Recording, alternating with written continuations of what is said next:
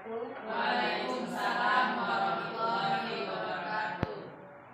Ibu yang sama-sama kita hormati, alhamdulillah hari ini kegiatan sosialisasi aksi nyata modul 14 untuk budaya positif oleh Mislaini SPD SD dapat kita laksanakan. Kita tahu bahwa sahabat kita Ibu Mislaini tengah mengikuti kegiatan calon guru penggerak. Nah, salah satu kegiatannya adalah sosialisasi kepada teman-teman para guru di sekolah. Nah, untuk kegiatan itu hari ini bisa kita laksanakan. Adapun kegiatan tersebut akan diperjelas oleh sahabat kita Mislaini dengan memaparkan beberapa materi melalui PowerPoint yang bisa sama-sama kita lihat. Tidak memperpanjang mukadimah, barangkali untuk kesempatan ini kita persilakan kepada Ibu Mislaini. Assalamualaikum warahmatullahi wabarakatuh. Waalaikumsalam warahmatullahi wabarakatuh. Ibu kepala sekolah yang sama-sama kita hormati, Bapak dan Ibu, saya meminta waktunya sebentar untuk menyampaikan tentang atau melakukan sosialisasi tentang pembelajaran yang sudah saya dapatkan selama pendidikan guru penggerak. Dalam hal ini saya akan mensosialisasikan aksi nyata modul 14 budaya positif.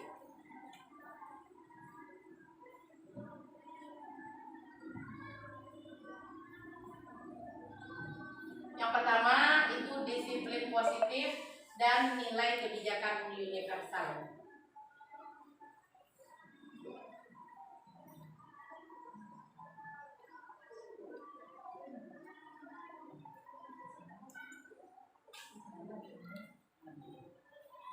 Oke, mungkin kita sudah sama-sama tahu itu disiplin positif itu harus diterapkan di sekolah. Nah, kata disiplin ini berasal dari kata-kata yang sama dengan disiple atau murid atau pengikut. Nah, di mana untuk menjadi seorang murid atau menjadi seorang pengikut, maka kita harus tahu betul apa alasan mereka mengikuti suatu aliran atau ajaran tertentu, sehingga motivasi yang terbangun dari peserta didik itu nanti adalah motivasi yang berasal dari dirinya, bukan berasal dari luar.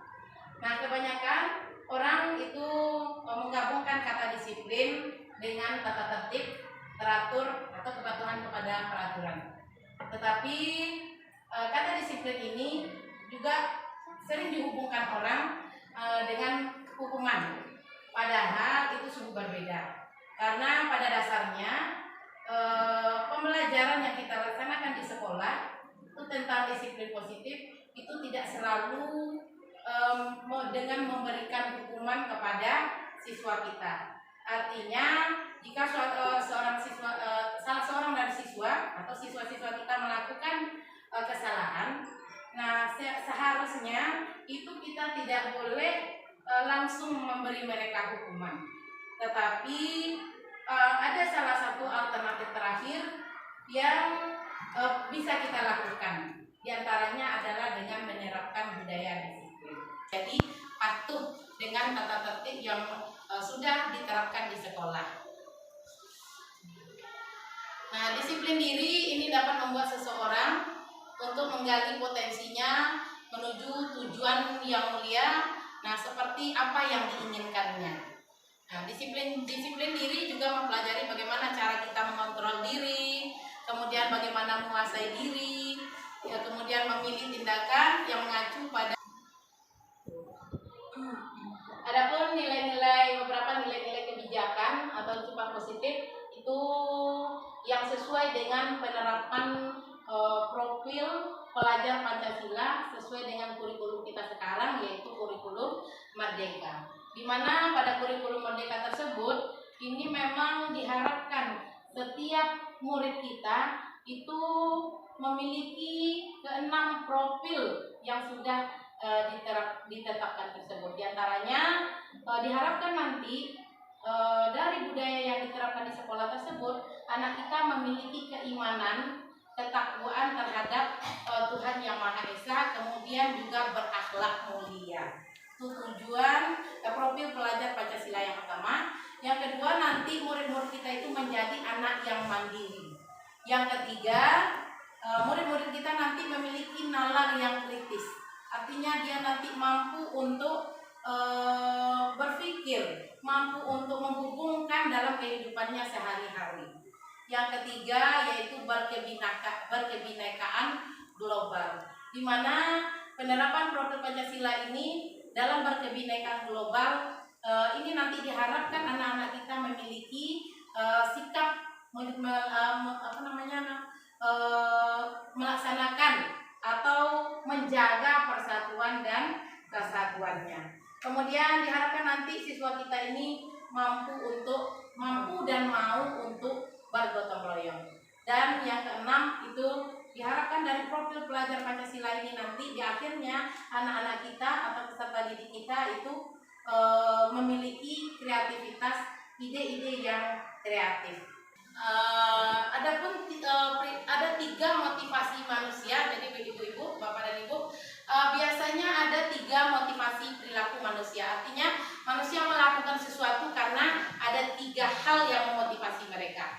Yang pertama adalah untuk menghindari ketidaknyamanan atau hukuman. Artinya di sini adalah seseorang berperilaku ini biasanya hanya untuk menghindari bagaimana dia nanti tidak mendapatkan hukuman. Nah, ini adalah tingkat motivasi perilaku yang terendah pada manusia. Nah, pada tingkat ini nanti manusia akan bertanya di dalam dirinya, apa sih yang akan terjadi kalau saya tidak melakukannya? Nah, setelah dia berpikir nanti, kalau seandainya hal tersebut akan membahayakan dirinya menurutnya, nah dia lebih baik tidak melakukannya. Yang kedua, seseorang itu melakukan perilaku. Yang kedua itu untuk mendapatkan imbalan atau penghargaan dari orang lain. Nah, artinya di sini motivasi ini satu tingkat lebih tinggi dari motivasi pertama tadi. Di sini biasanya orang-orang melakukan sesuatu hal, baik itu dari bersikap dan berperilaku, itu biasanya dia ingin mendapatkan penghargaan dari orang lain. Biasanya nah ibu-ibu. Nah, ini motivasi anak adalah untuk mendapatkan penghargaan. Kalau diberi penghargaan, dia mau melakukan. Tapi kalau tidak, dia tidak mau. Harus ada imbalan baru dia mau melakukannya. Yang ketiga, untuk menjadi orang yang mereka inginkan itu, seseorang dan menghargai dirinya sendiri dengan nilai-nilai yang mereka percaya. Nah, artinya orang-orang yang berada pada motivasi ini, dia akan bertanya, akan menjadi orang seperti apa saya apabila saya melakukannya? Mereka akan melakukan sesuatu itu karena nilai-nilai yang mereka yakini itu dan mereka hargai itu lebih muncul dari dalam dirinya atau yang disebut dengan bersifat internal. Artinya ibu-ibu, pada tahap ini perilaku manusia dia akan mau melakukan sesuatu saat kita memberikan motivasi, kita menyampaikan sesuatu hal baik dan buruk. Nah, kemudian timbul kesadaran dari dirinya ketika dia melakukan sesuatu yang buruk, kemudian dia menyadarinya, kemudian dia mau mengubah perilakunya tersebut. Nah, ini tingkat motivasi yang paling tinggi dari perilaku yang dilakukan oleh manusia. Kemudian dalam budaya positif dikenal juga ada hukuman, konsekuensi, dan restitusi. Nah, Bapak dan Ibu, hukuman itu biasanya bersifat satu arah. Tidak bisa kita pungkiri, mungkin kita juga sering melakukan hal seperti ini. Ya, ada Bapak Ibu, kalau anak melakukan sesuatu hal yang tidak sesuai dengan aturan, sering kita memberi mereka hukuman. Nah, sebenarnya kalau hukuman itu kan hanya satu arah, artinya sumbernya dari guru kemudian diberikan kepada hukuman tersebut diberikan kepada siswa. Di sini siswa hanya menerima apa hukuman yang diberikan oleh guru. Nah, tanpa sebelumnya kita memberikan pengarahan kepada anak tersebut. Nah, hukuman yang diberikan biasanya itu sering mungkin berupa hukuman fisik. Mungkin kita karena anak ada yang melakukan sesuatu kesalahan, kita mungkin mencubitnya, kita mungkin memukulnya. Nah, ini disebut dengan hukuman. Yang kedua, nah kalau hukuman ini sebaiknya untuk menerapkan budaya positif ini tidak lagi kita lakukan. Nah, tingkatan yang kedua untuk membuat anak tersebut bisa berpikir bagaimana dia bisa mengubah perilakunya yang salah tadi adalah konsekuensi. Artinya di sini konsekuensi ini dia sudah terencana atau sudah disepakati sebelumnya. Contohnya mungkin kita di dalam kelas menerapkan aturan-aturan. Contohnya kalau anak yang cabut kita sepakati apa nanti ganjaran yang diterima anak begitu. Atau nanti kalau seandainya ada anak yang tidak membuat tugas, sepakati bersama apa ganjaran yang akan diterima anak. Nah, ini umumnya bentuk-bentuk konsekuensi ini dibuat oleh pihak guru, kemudian bersama dengan anak, bersama dengan murid. Nah, tentu ketika anak melakukan suatu kesalahan atau si anak tidak mematuhi aturan-aturan yang ada, maka nanti anak akan menerima konsekuensi dan si anak pun memang dia mau untuk melaksanakannya, konsekuensi yang sudah kita buat. Yang ketiga itu adalah restitusi. Nah, restitusi ini ibu-ibu adalah proses menciptakan kondisi bagi murid di mana murid di sini memperbaiki kesalahan mereka sehingga mereka bisa kembali pada kelompok mereka dengan karakter yang lebih kuat. Nah, artinya di sini jika sesuatu anak melakukan suatu kesalahan, kemudian kita berikan nasihat-nasihat, tetapi mungkin ini sifatnya individu, artinya kepada dia sendiri, sehingga nanti dia tidak malu terhadap teman-temannya.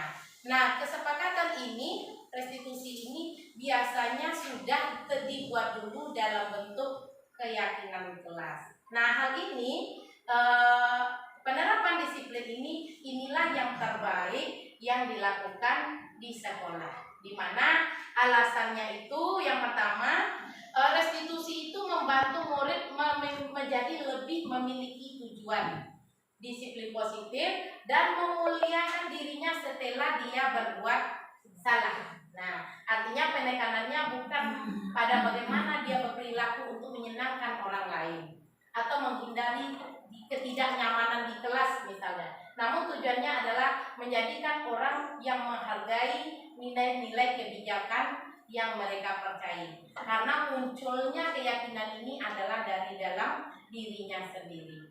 Dan nanti mereka menjadi pribadi yang lebih baik dan juga dia menghargai dirinya sendiri dan orang lain. Nah, contohnya mungkin ketika anak tidak mengerjakan tugas atau tidak mengumpulkan tugas tepat pada waktu. Nah, kita berikan nasihat-nasihat kepada anak, kita kita sampaikan kembali keyakinan kelas yang sudah dibuat.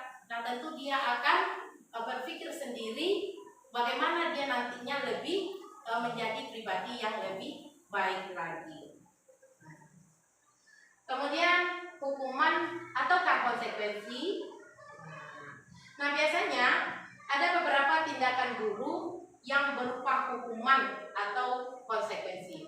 Contoh, ketika ada anak yang terlambat ke sekolah, kemudian guru meminta anak mencatat 100 kali di dalam bukunya. Nah, ini disebut dengan hukuman. Ini adalah hukuman. Kemudian ketika mungkin anak tidak serius ketika berolahraga, dia nak olahraga, kemudian anak disuruh mengelilingi lapangan 2 kali. Nah, kemudian pernah juga terlambat begitu, maka ini disebut dengan hukuman. Kemudian mungkin ini sering juga terjadi di sekolah kita, anak yang mencoret-coret meja, kursi, kemudian anak disuruh untuk membersihkan coretannya tersebut. Nah, ini disebut dengan konsekuensi karena kita sudah buat aturannya sebelumnya bahwa anak-anak jangan sampai merusak fasilitas sekolah. Nah, ketika anak tersebut melakukannya, kemudian kita meminta anak membersihkan, maka ini disebut dengan konsekuensi. Artinya hal-hal yang harus diterima oleh anak ketika murid tersebut melakukan kesalahan. Kemudian murid diminta push up 15 kali karena tidak. Nah, yang ketiga, keyakinan kelas.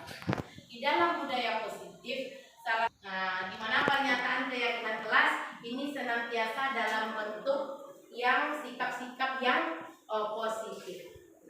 Kemudian keyakinan kelas itu hendaknya tidak terlalu banyak sehingga nanti mudah diingat dan mudah dipahami oleh anak-anak. Keyakinan kelas ini sebaiknya ini memang harus. Kemudian keyakinan kelas ini akan membentuk budaya positif terhadap diri murid kita. Karena di dalam keyakinan kelas seperti yang sudah kami adapun prosedur, bagaimana prosedur pembentukan keyakinan sekolah atau keyakinan kelas. Jadi ibu bapak dan ibu, yang prosedurnya yang pertama adalah mempersilahkan warga sekolah untuk bersilah pendapat tentang apa kira-kira peraturan yang perlu disepakati. Yang kedua, mencatat semua masukan-masukan murid di papan tulis. Kemudian yang ketiga, susunlah keyakinan kelas tersebut sesuai dengan prosedurnya. Yang keempat, gantilah kalimat-kalimat yang bentuk negatif menjadi positif. Kalau biasanya mungkin kalau dari konsekuensi, jangan berlari di kelas atau koridor. Nah, mungkin kalimat positif yang bisa kita buatkan menjadi kesepakatan kelas adalah berjalanlah di kelas atau koridor. Jadi intinya kalimat yang kita muatkan di dalam keyakinan kelas itu adalah kalimat-kalimat yang positif. Nah, adapun setelah keyakinan kelas tersebut dibuat,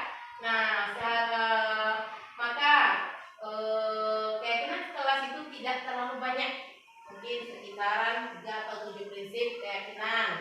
Karena terlalu banyak nanti tentu si anak tidak mampu untuk mengingat apa kesepakatan yang sudah disepakati bersama. Kemudian setelah keyakinan kelas tersebut dibuat, maka semua warga kelas itu dipersilakan kembali meninjau ulang atau menyetujuinya. Mungkin ada beberapa poin yang mungkin memang tidak disetujui oleh anak-anak kita, maka mungkin bisa kita ganti. Kemudian keyakinan kelas atau keyakinan sekolah itu kemudian direkatkan di dinding kelas. Nah, contohnya seperti di sini yang bisa dilihat oleh semua warga kelas. Muatkan di dalam keyakinan kelas tersebut. Kemudian setiap anggota kelas perlu merasa aman. Itu mungkin contoh-contoh keyakinan kelas yang bisa kita buatkan. Ini dia. Kami meyakini bahwa sangat penting untuk menghormati semua orang dan barang milik orang lain. Nah, ini contoh dari keyakinan kelas tersebut. Yang keempat itu kebutuhan dasar manusia dan dunia yang berkualitas. Nah, ini kebutuhan dasar manusia. Nih, yang pertama adalah kebutuhan untuk bertahan hidup. Yang kedua adalah kebutuhan akan rasa kasih sayang dan rasa diterima. Yang ketiga itu kebutuhan untuk bisa bebas melakukan sesuatu, tapi dalam tanda kutip tentu hal yang positif. Kemudian kebutuhan untuk mendapatkan kesenangan, termasuk juga di sekolah. Kemudian kebutuhan untuk mendapatkan penguasaan. Adapun kebutuhan dasar manusia itu yang pertama adalah kebutuhan bertahan hidup atau yang disebut dengan survival. Nah, kebutuhan ini sifatnya adalah fisiologis. Artinya kebutuhan yang memang dia perlukan supaya kita bisa bertahan hidup. Contohnya kita butuh mendapatkan kesehatan, kemudian memiliki rumah, kemudian makan, kebutuhan bertahan hidup. Yang kedua, kebutuhan kasih sayang. Nah, ini biasanya ini lebih bersifat pada psikologisnya. Nah, contohnya adalah kebutuhan untuk memberi dan menerima kasih sayang, untuk merasa menjadi bagian dari suatu kelompok. Yang ketiga adalah penguasaan, yaitu kebutuhan untuk pengakuan atas kemampuan yang dimiliki. Nah, biasanya ini berhubungan dengan kekuatan seseorang, kemampuan seseorang untuk mencapai suatu kompetensi sehingga dia menjadi lebih terampil dan memiliki prestasi. Yang keempat, kebutuhan kebebasan. Ini artinya anak-anak dengan kebutuhan ini menginginkan pilihan mereka. Mereka mungkin namanya anak-anak, mereka perlu banyak bergerak, kemudian suka mencoba, tidak terlalu terpengaruh. Nah, sehingga artinya dalam pembelajaran kita memperhatikan kebebasan anak dalam menentukan ide mereka, sehingga bisa mereka membuat pembelajaran yang mereka lalui itu bermakna bagi dirinya. Kemudian kebutuhan akan kesenangan, mungkin dia sambil bermain dan sambil belajar, mungkin kita adakan game sehingga nanti anak akan bisa bermain, bisa tertawa. Nah, bila Anda dalam posisi Bu Rani dan mendengarkan informasi dari Ibu Dinda tentang perasaan Dinda hari itu, apa yang akan Anda lakukan sehingga nanti Dinda tidak masuk sekolah sehingga kebutuhan Dinda terpenuhi? Nah, jawaban Dinda, ketika Ibu Guru bilang, aku tidak suka bersenandung sewaktu mengerjakan tugas di kelas. Nah, berarti kebutuhan Dinda yang tidak dipenuhi oleh Ibu Guru saat itu adalah kesenangan. Yang kedua, Ibu Guru tidak menyapa Bu hari ini, padahal aku pakai jepit rambut baru, kata si Dinda. Nah, kebutuhan yang tidak kita diberikan oleh guru pada Dinda saat itu adalah kebutuhan kasih sayang. Karena namanya anak-anak, apalagi anak SD, dia paling suka dipuji. Nah, mungkin dia pakai sesuatu yang baru, maka dia lebih suka untuk dipuji. Di mana William Geiser menyampaikan bahwa tidak ada terlalu banyak, hanya terdiri dari beberapa hal saja yang sangat signifikan yang membuat hidup kita ini lebih bermakna, di mana kebutuhan ini lebih utama. Kemudian yang kelima adalah posisi kontrol, di mana Diane Gosen ini di dalam bukunya menyampaikan bahwa guru perlu meninjau kembali penerapan disiplin di dalam ruang-ruang kelas. Apakah telah efektif? Apakah sudah berpusat kepada peserta didik? Apakah sudah memerdekakan peserta didik? Apakah sudah memandirikan peserta didik? Nah, ini 5 posisi kontrol yang harus kita perhatikan. Kemudian kelima posisi kontrol itu yang pertama adalah penghukum. Jadi posisi kita sebagai guru yang pertama adalah posisi penghukum. Yang kedua, posisi pembuat merasa bersalah. Yang ketiga, posisi kita sebagai teman. Yang keempat, posisi kita sebagai pemantau. Dan yang kelima adalah posisi kita sebagai manajer. Nah, sebagai penghukum. Nah, kalau tidak awas kamu. Yang kedua, mungkin contohnya, kamu itu selalu salah. Yang ketiga, selalu, pasti, kamu yang terakhir selesai. Atau mungkin ada guru yang menyampaikan, hari ini kamu, kemarin kamu, kemarin lagi kamu lagi. Nah, ini disebut dengan posisi penghukum. Yang kedua adalah posisi kita sebagai guru itu pembuat merasa bersalah. Artinya pada posisi ini biasanya guru memang dalam ucapannya dia lebih lembut.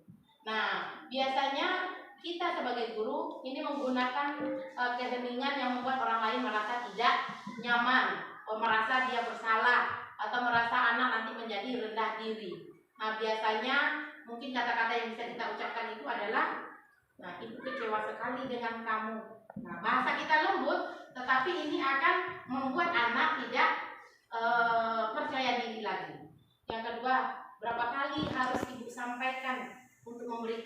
kamu ya. Nah, ketika anak mungkin melakukan kesalahan, kita sampaikan ini kepada anak. Artinya mungkin karena dia sudah sering melakukan kesalahan. Yang ketiga, gimana coba kalau orang tua kamu tahu kamu berbuat begini? Nah, ini disebut dengan, artinya ketika kita menyampaikan ini kepada anak, anak nanti akan merasa bersalah. Kemudian yang ketiga, posisi kita itu bisa sebagai teman. Nah, di mana pada posisi ini guru tidak menyakiti murid, tetapi guru akan berupaya untuk mengontrol murid tersebut untuk melalui persuasi. Posisi guru sebagai pemantau, artinya pada tahap ini guru berarti mengawasi. Nah, pada saat kita mengawasi, tentu kita akan bertanggung jawab terhadap perilaku orang-orang yang kita awasi. Oke, manajer. Nah, posisi terakhir dari posisi guru adalah manajer. Di mana posisi guru di sini adalah guru berbuat sesuatu bersama dengan murid, mempersilahkan murid mempertanggungjawabkan kesalahan-kesalahan yang dibuatnya. Kemudian mendukung murid untuk menemukan apa solusi yang bisa kita lakukan terhadap permasalahan yang dihadapi oleh anak tersebut. Adalah segitiga restitusi. Nah, di mana pada segitiga restitusi ini adalah tahapan yang berdasarkan pada teori-teori dari teori kontrol. Yang pertama dari segitiga restitusi ini adalah yang pertama adalah menstabilkan identitas. Teori kontrol yang dilakukan adalah biasanya ucapan-ucapan yang dilakukan itu kita semua akan melakukan hal terbaik yang bisa kita lakukan. Yang kedua, memfasilitasi tindakan yang salah. Artinya seseorang itu melakukan suatu perilaku itu biasanya mereka memiliki alasan. Yang ketiga, menanyakan keyakinan kelas. Nah, di mana kita semua di sini memiliki biasanya anak-anak ini memiliki motivasi yang berasal dari dirinya. Segitiga restitusi. Nah, di mana pada segitiga restitusi ini kita membuat yang pertama kita membuat keyakinan kelas apa yang sudah kita sepakati.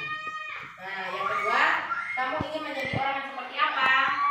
Yang ketiga, kamu bukan satu. Jadi ucapan-ucapan yang kita lakukan, yang kita sampaikan, diantaranya ini dia. Kamu bukan satu-satunya orang yang pernah melakukan hal ini. Kemudian setiap orang pasti pernah melakukan kesalahan. Yang lanjut, adakah cara yang lebih Pak Ibu, demikianlah simulasi sosialisasi budaya positif yang saya sampaikan tadi.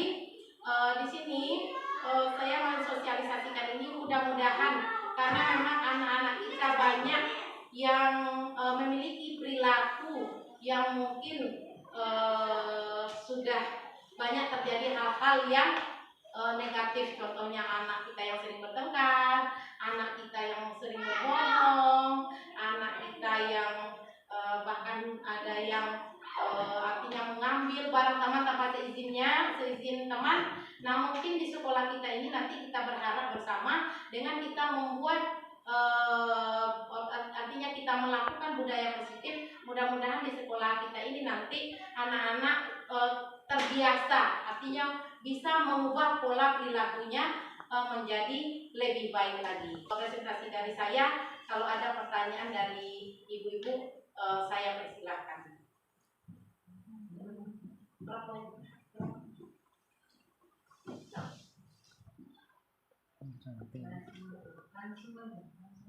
Boleh, Bu. Boleh, Bu. Sudah, sekarang karena sudah masuk ke dalam tahap tanya jawab, silakan Ibu Asli memberikan pertanyaan. Ya, terima kasih atas waktunya. Yang ingin saya tanyakan, bagaimana penerapan segitiga restitusi di sekolah?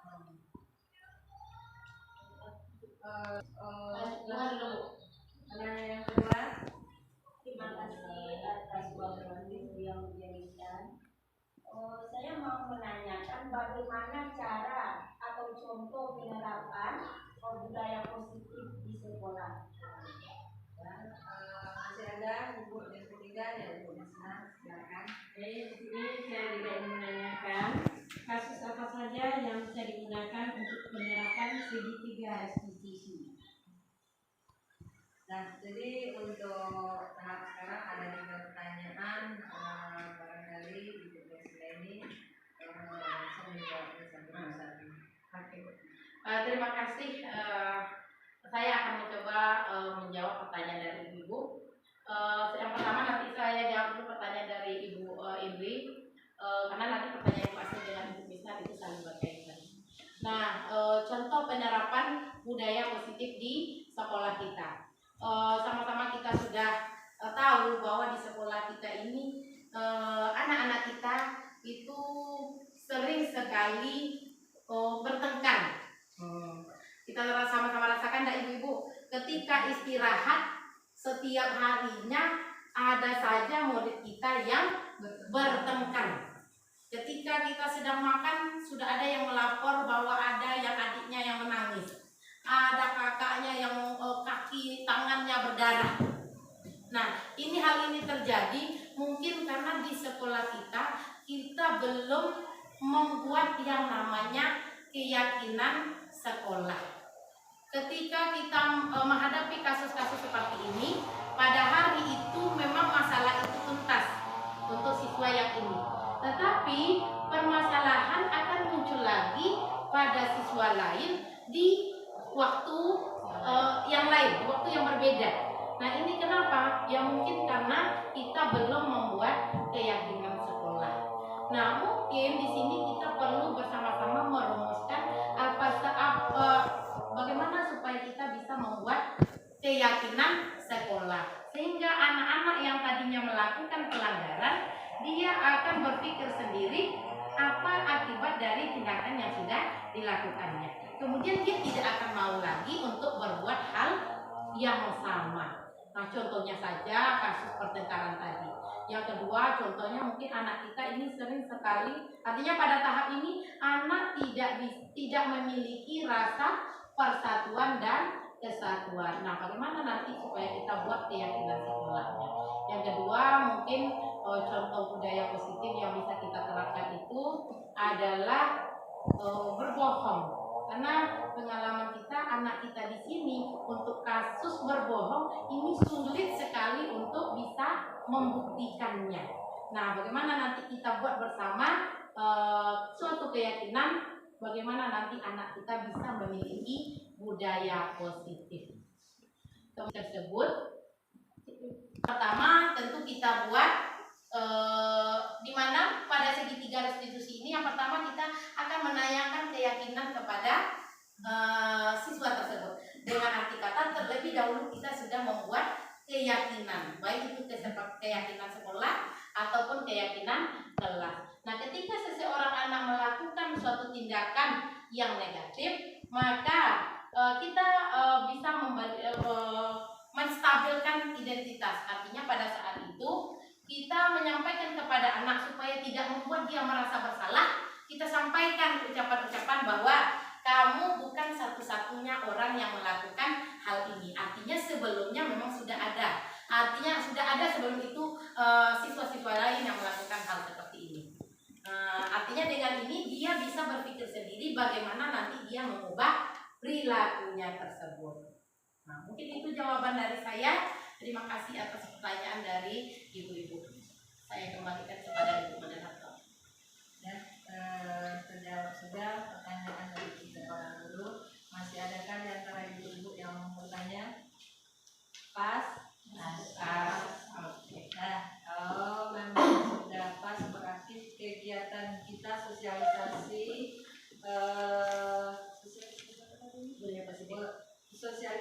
budaya positif oleh teman kita Misla ini dianggap sudah selesai. Jadi banyak hal yang bisa kita petik sebenarnya, banyak hal yang kita selama ini tidak tahu.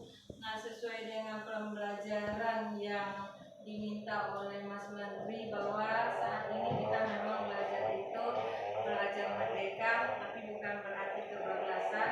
Nah,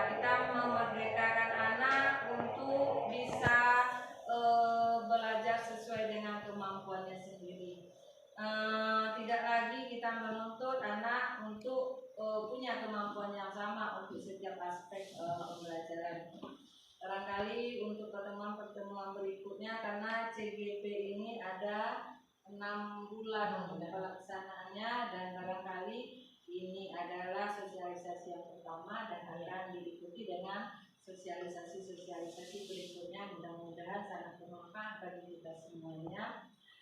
Dan kita bisa secara berangsur-angsur merubah cara kita sebagai pendidik. Mungkin selama ini kita baru hanya sebagai guru yang baru memindahkan materi dalam buku ke anak, belum lagi untuk hal-hal lain yang masih sangat banyak yang dituntut dari kita sebagai guru. Dengan belajar terus-menerus, mudah-mudahan kita buka-buka aplikasi PMM, banyak hal yang bisa kita ambil di sana. Mudah-mudahan kita bisa berangsur-angsur sedikit demi sedikit menjadi guru yang ideal, bukan hanya sebagai guru yang hanya pemindah penyampai dari materi yang ada di dalam buku ke siswa, bukan hanya itu hendaknya, tapi kita hendaknya mampu menjadi seorang guru yang yang memang guru ideal seperti apa yang diharapkan. Barangkali itu yang bisa saya sampaikan. Selama